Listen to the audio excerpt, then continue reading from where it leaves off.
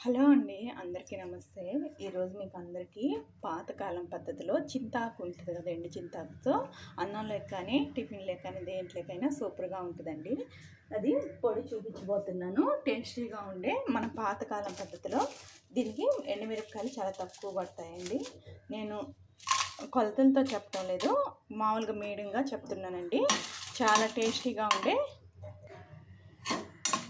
ఇప్పుడు కొంచెం ఆయిల్ వేసుకుందాం. ఆయిల్ కూడా చాలా తక్కువ పడుతుందండి. మీడియం సైజు వెమ్లో పెట్టేసుకొని వేయించుకోవాలి.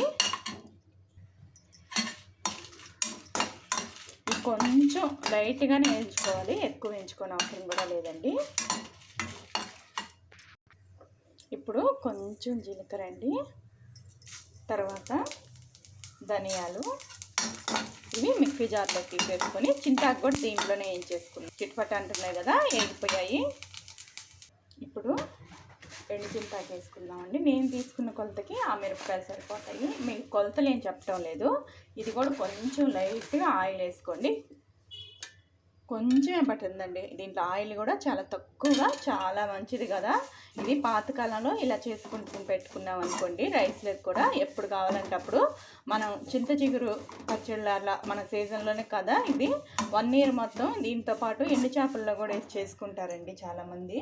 అది కూడా వీడియో తీసి పెడతాను ఎలా చేస్తారనేది. పొడి కూడా చేసుకోవచ్చు. ఇది చాలా మంచిది కదా చింతాకుతో. ఇది కూడా ఎక్కువ వేగన అవసరం లేదు.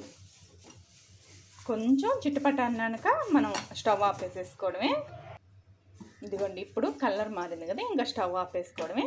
అంతే, లైట్గా వేయించుకోవాలి, మరి ఎక్కువ వేయించుకోకూడదు. ఇప్పుడు మనం మిక్సీ పట్టేసేసుకుందాం. దీంట్లో కొంచెం ఉప్పు వేసేసుకొని, ఇప్పుడు మిరప్పొడి ఫస్ట్ ఎండుమిరపకాయలు మిక్సీ పట్టేసేసాను కదా, తర్వాత వచ్చేసి చింతాకు కూడా మనం వేసేసాము. దీన్ని కూడా అవుతాడో మిక్సీ పట్టేద్దాం. ఇదిగోండి, గ్రైండ్గా మిక్సీ పౌడర్ అయిపోయింది కదా. ఇప్పుడు చిన్నవి తెల్లబాయలు కూడా వేసి మిక్సీ పట్టేసుకుందాం అండి. లాస్ట్ ఫైనల్గా ఇలా మిక్సీ జార్ నుంచి తీసుకొని బౌల్లో చేసి, ఇది నెల రోజులు ఉన్నా ఎక్కడికి పోదండి. దేంట్లోకైనా రైస్లోకి దీన్ని ఎండు చింతాకును మళ్ళీ ఎండు రొయ్యల్లో కూడా వేసి చేస్తారండి. అది కావాలంటే అడగండి కింద కామెంట్ చేసి, నేను నెక్స్ట్ వీడియోలో మరి ఇంకొక వీడియోతో చేస్తానండి.